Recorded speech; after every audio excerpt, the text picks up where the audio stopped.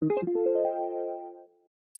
had mentioned in one of the talks that internal linking was extremely powerful. And I was just wondering, how do you go about doing that? Are you doing some kind of internal linking deliverable or audit? And what is your preferred tool to do that? Yeah, great question. So we've always known context for everybody else. We've always known external links matter, right? Links from other websites. Internal links was always like a best practice, like you just should do it. I didn't understand the power of it until I worked with Allstate Insurance. If you live in North America or the US, Allstate is the #2 insurance company nationally behind State Farm. We helped them rank #1 for car insurance, and they are still ranking #1 for car insurance, at least the last time I checked, which is often because I say this a lot, just by finding 250 times that they said car insurance on their website. And then we linked those places where they said car insurance to the car insurance page. So 250 internal links makes them an extra like $100 million a year. So it's super powerful. The way that I do it, Matt, I am so obsessed with productizing things. There's a million ways to do this, right? A lot of ways that are like really complicated. I do it the simplest way possible. I found that Ahrefs, when they do a site audit, they have a tool in there that recommends internal links. This page is ranking for this keyword. Here's where it's ranking. And on this other page, you say that keyword, you should make that an internal link. I just export that. I clean it up because it gives you a lot of trash. Like there's a lot of cruft in there that you got to get through of just like,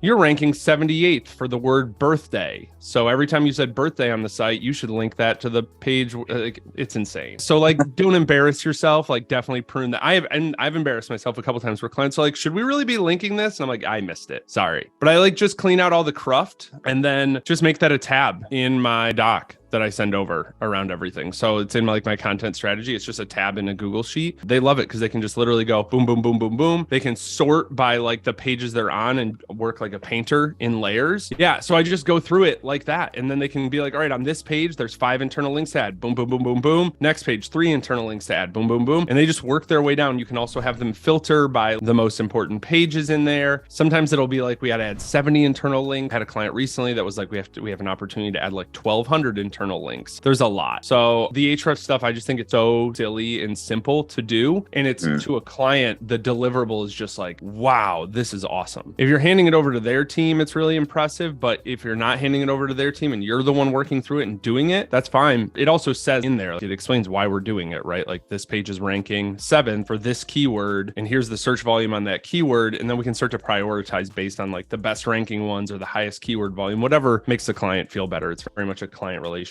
type of thing at that point, you know? So, okay. So it's Ahrefs, site audit, internal audit, export, cleanup, and then make a tab in deliverable. Which deliverable do you do again? Is the content? You can put it in whatever one you want. My content strategy looks different than what we have in Blueprint, but you could just make it a tab in the content workbook. I've had some people where it's like, we even recommend this as a full sprint. Like it's an internal link sprint because it's going to probably take a week because we have a ton of them, you know, and other times it's like, we can get this done in a day. So it could be its own sprint, but it could also be worked into content, you know, as we're updating this content, we're also going to update these internal links. So for backlinks, I pretty much exclusively use No BS with my ecom clients. And, you know, I've had some good success with this, but it does seem to plateau after a while. And I'm wondering if you have any recommendations on how to kind of bust through that plateau. Do you do any outreach yourself? And because Ryan doesn't seem to he's not really a fan of doing outreach. We did outreach for years, Blueprint and myself. I learned the first training I ever bought from Blueprint when I was still a high school teacher 10 years ago was link building. And it was very much like, here's outreach. And I used the same Google Sheets Ryan used and everything. And I have the sheets and scars from it. It sucked doing outreach. It does. And I've hired 2 people. I was at my first agency job. I was like, all right, they were just like, Brendan, we're kind of building this team around you. That's a mistake. Don't ever do that. But like that's what we did. So I was like, well, I hate link building. So we're going to hire some link builders. And we did. And within 6 months, they were both like,